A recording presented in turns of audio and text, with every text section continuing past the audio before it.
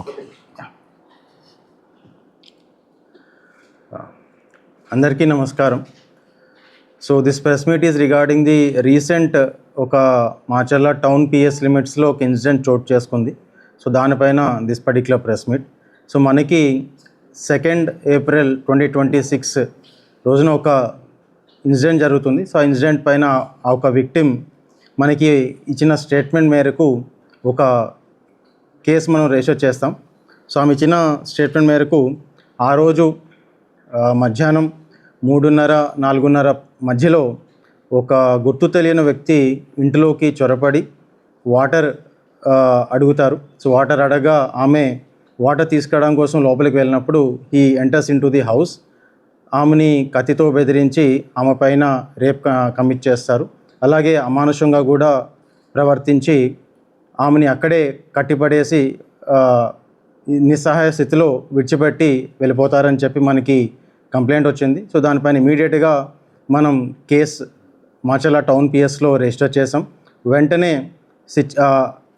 Case ఒక పరిస్థితి బట్టి ఇమీడియట్గా ఒక స్పెషల్ ఇన్వెస్టిగేషన్ టీమ్ని ఏర్పాటు చేయడం జరిగింది.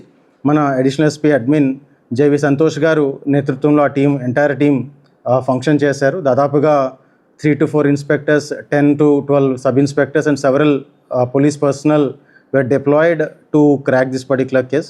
సో ఈ కేసులో ఫర్దర్గా మనకి వచ్చిన ఆమె మనకి ఇనీషియల్గా కొన్ని డిస్క్రిప్టివ్ ఫీచర్స్ చెప్పారు. ఎవరైతే ఆ గుర్తు తెలియని పర్సన్ ఉన్నారో ఆయన ఒక స్కల్ క్యాప్ వేసుకున్నారని చెప్పి, అలాగే ఒక మెరూన్ టీషర్ట్ వేసుకున్నారని చెప్పి, అలాగే ఒక పర్సన్ ఒక భావాలు కూడా చెప్పడం జరిగింది. సో దాని మేరకు మనకు అక్కడ చుట్టుపక్కల ఉన్న సీసీటీవీ కెమెరాస్ అలాగే టెక్నికల్ ఎవిడెన్స్ మొత్తం కూడా చాలా డీప్గా అనలైజ్ చేయడం జరిగింది. సో దీంట్లో చాలా ఎక్స్పర్ట్స్ని వాళ్ళని కూడా సంప్రదించి ఈ యొక్క కేసుని ఛేదించే విధంగా ముందుకు తీసుకొని వెళ్ళడం జరిగింది. సో మన దీంట్లో చాలామంది సస్పెక్ట్స్ కూడా మనకి వస్తూ ఉన్నారు.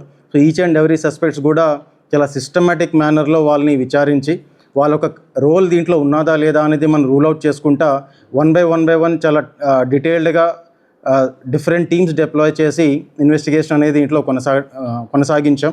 సో దీంట్లో మనకి ఇదే కాకుండా కూడా అక్కడున్న సీసీటీవీ ఫుటేజ్ బట్టి, టెక్నికల్ ఎవిడెన్స్ బట్టి ఆపర్చునిటీ యాంగిల్లో కూడా దీన్ని ఇన్వెస్టిగేట్ చేయడం జరిగింది. అంటే ఆ అఫెన్స్ చేసే ఆస్కారం ఎవరెవరికి ఉండొచ్చు ఒక మనకున్న ఎవిడెన్స్ బట్టి.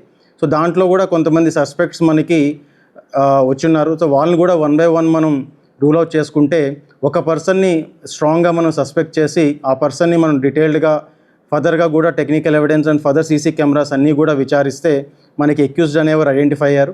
సో అక్యూజ్ని మనం మొన్న ఈవినింగ్ ఆయన్ని పట్టుకోవడం జరిగింది. సో ఆయన విచారించగా వీళ్ళిద్దరికీ కూడా గతంలో పరిచయం అనేది ఉన్నది. ఇద్దరు కూడా ఈ సోషల్ మెసేజింగ్ యాప్ ద్వారాగా పరిచయమై అక్కడి నుంచి లాస్ట్ మంత్ March 11th ఇద్దరు కూడా ఇన్స్టాగ్రామ్ అకౌంట్ ఒకళ్ళొకరు ఐడి షేర్ చేసుకొని అక్కడి నుంచి ఫ్రీక్వెంట్గా ఇద్దరి మధ్యన సంబంధం అంటే మాట్లాడుకోవడం ఇదంతా కూడా చేసుకుంటూ ఉన్నారు. విక్టిమ్ ఒక ప్రోద్బలంతో ఆమె ఒక గైడెన్స్తో ఆ పర్టికులర్ అక్యూజ్డ్ ఆమె ఇంటి వరకు వచ్చిన తర్వాత ఈ పర్టికులర్ ఇన్సిడెంట్ అనేది చోటు చేసుకోవడం జరిగింది.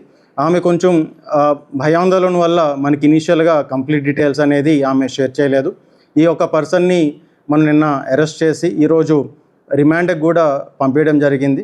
సో ఈ యొక్క కేసులో మనకి అక్యూజ్ దగ్గర కొన్ని మొబైల్ ఫోన్స్ అలాగే విక్టిమ్ ఒక మొబైల్ ఫోన్ ఏదైతే మనకి పగిలిపోయినాదో ఇవన్నీ కూడా మనం రికవరీ చేసి వాటి ఒక డేటాని ఎక్స్ట్రాక్ట్ చేసి ఫర్దర్గా అనాలిసిస్ చేయడం కోసం FSLకి పంపించడం జరిగింది. అలాగే కొన్ని ఐటమ్స్ ఏవైతే మనకి సీన్లో దొరికాయో అలాగే డాక్టర్ మెడికల్ ఒపీనియన్స్ ఇవన్నీ కూడా దీంట్లో కొంచెం రావాల్సి ఉంది. సో వీటన్నిటిని కూడా ఫర్దర్గా పరిగణలోకి తీసుకొని ఇన్వెస్టిగేషన్ ఇంకా ఫర్దర్గా దీనిపైన కొనసాగించే విధంగా ముందుకి వెళ్తాం. సో దీంట్లో ఎంటైర్ టీమ్ బాగా అలర్ట్గా పనిచేశారు. అడిషనల్ స్పీకర్ నేతృత్వంలో entire team has done extremely well and ఈ యొక్క ఎఫర్ట్స్ని అందరూ కూడా అప్రిషియేట్ చేశారు. So that is all from my end. So if any questions please feel free to ask. Thank you.